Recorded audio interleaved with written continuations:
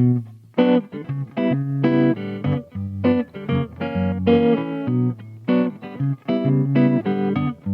again, you are about to listen to a new episode of Madhu Einsiedler's Improvisations on Growth podcast series. Although on paper we can agree that we are coming out of the crisis, recent developments in the US may show that challenges are still ahead. In lots of ways, we haven't quite been able to process what has happened in the first half of the year, and yet most of us are eager to move forward, embrace this new normal, look for silver linings, and even speak of innovation. In this podcast, we question though, how come we long so much for the old normal that we don't make room for true innovation? And what can this true innovation be? Are we embracing change or simply running back to our old selves? I invite you to listen and to explore with us how our need for psychological security may keep us from true innovation. I believe in general, not just with our virus situation, that we create a context for ourselves.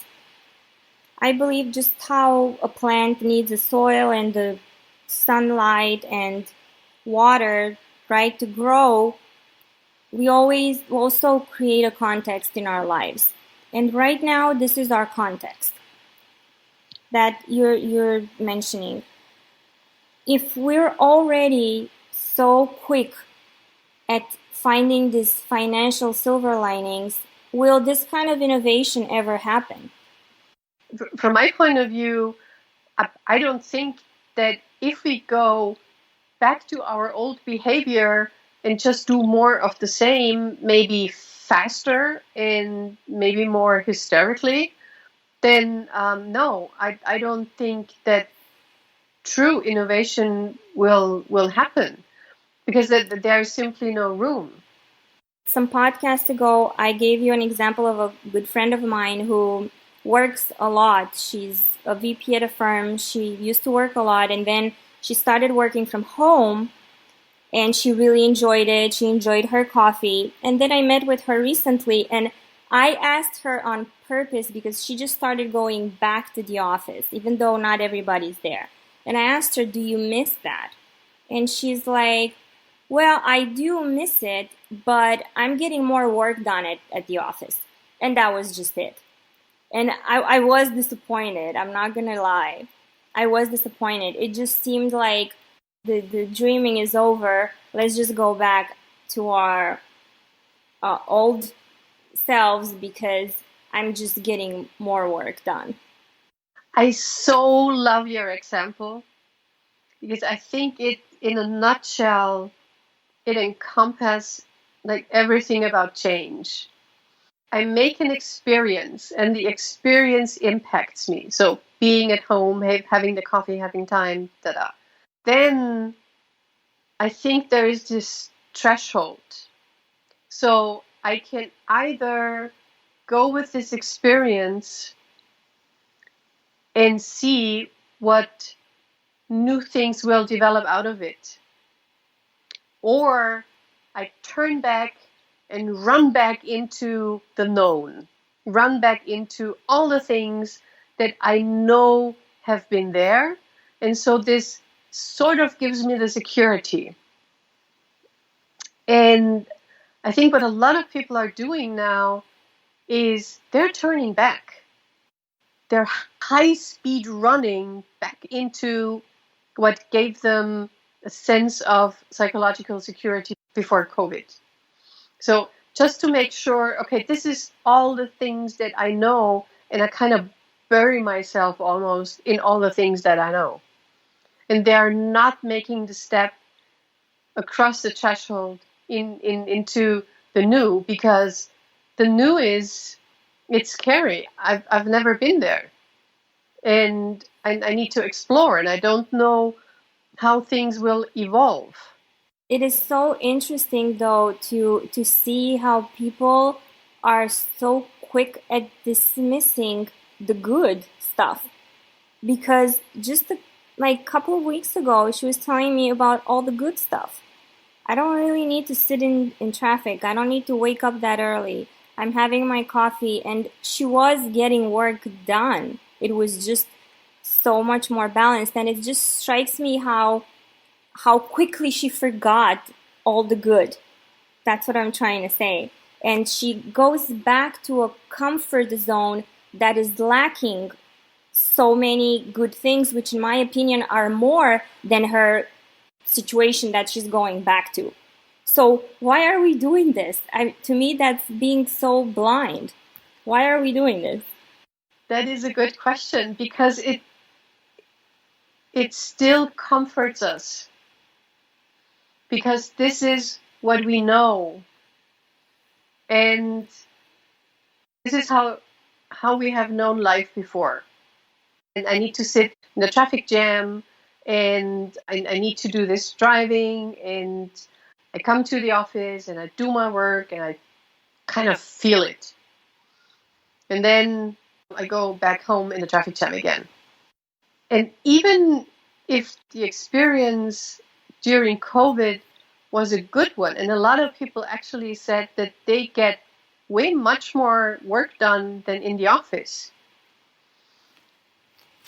it's still scary, because this might be different for a lot of people. So there are questions that are popping up in people's heads. It's like, if I believe that work has to be tough, then I might not allow myself to enjoy work in such a comfortable environment. If I only feel that I perform when there's a price to pay, like the commute back and forth, then I know, I'm really in there. When I sit at home and I have a comfortable life and I get things done, maybe I don't feel that I get things done as deeply as when I frame them with the commute, where I'm kind of contributing to this idea of that performance, has to be felt throughout. It almost sounds to me like we are so much more prone to abuse ourselves than to love ourselves. I'm sorry to say it sounds yes. harsh. It's absolutely. Thank you. This is, yeah. On a certain level, this is how we have framed work. Work needs to be tough. Work, on a certain level, work needs to be painful. Our work hard, play hard. This was the motto and still is the motto.